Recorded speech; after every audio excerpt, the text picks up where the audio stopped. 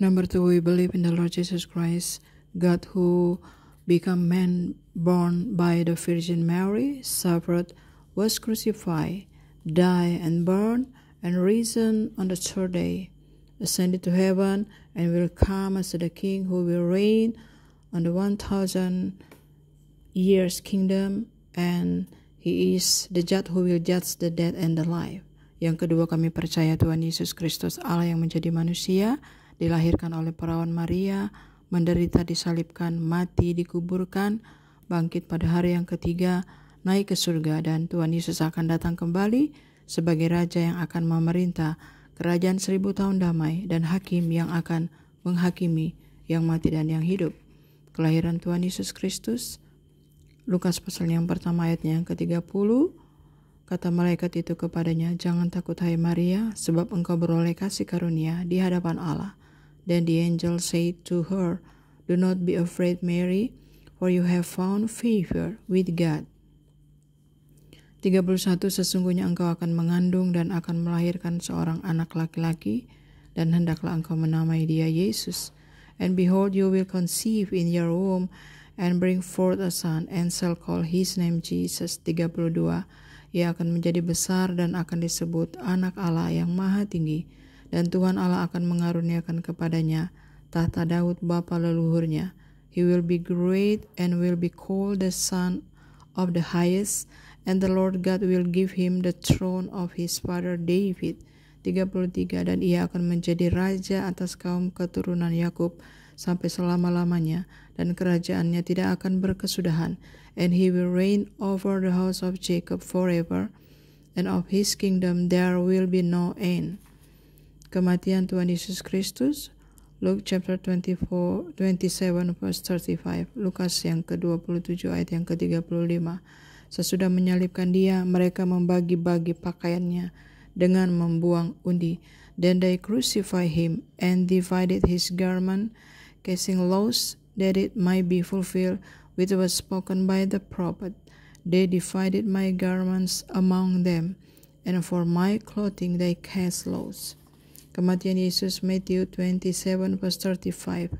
Kematian Tuhan Yesus di Matius 27 ayatnya yang ke-35. Sesudah menyalibkan dia, mereka membagi-bagi pakaiannya dengan membuang undi.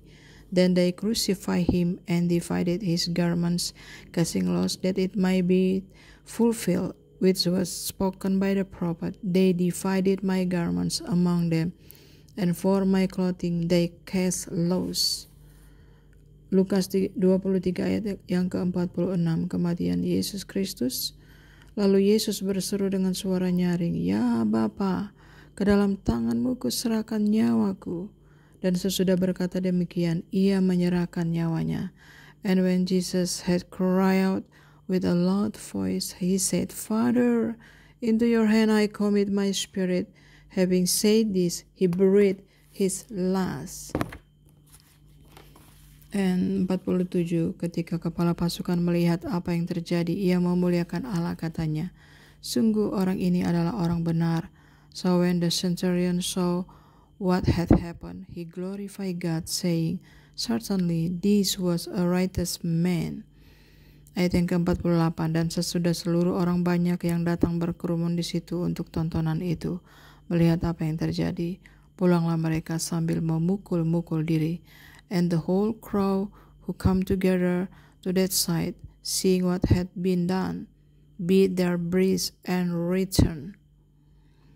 Ayat yang ke-49, semua orang yang mengenal Yesus dari dekat, termasuk perempuan-perempuan yang mengikuti dia dari Galilea, berdiri jauh-jauh dan melihat semuanya itu. But all his acquaintance and the woman who follow him from Galilee stood at distance watching these things. Ayat yang ke-50, adalah seorang yang bernama Yusuf, ia anggota majelis besar dan seorang yang baik lagi benar. Now behold, there was a man named Joseph, a council member, a good and just man.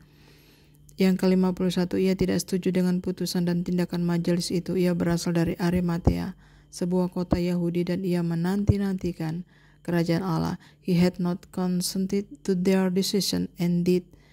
He was from Arimathea, a city of the Jews, who himself was also waiting for the kingdom of God. Ia pergi menghadap Pilatus dan meminta mayat Yesus. This man went to Pilate and asked for the body of Jesus. Ayat yang ke-53, dan sesudah ia menurunkan mayat itu, ia mengapaninya dengan kain lenan, lalu membaringkannya di dalam kubur yang digali di dalam bukit batu, di mana belum pernah dibaringkan mayat.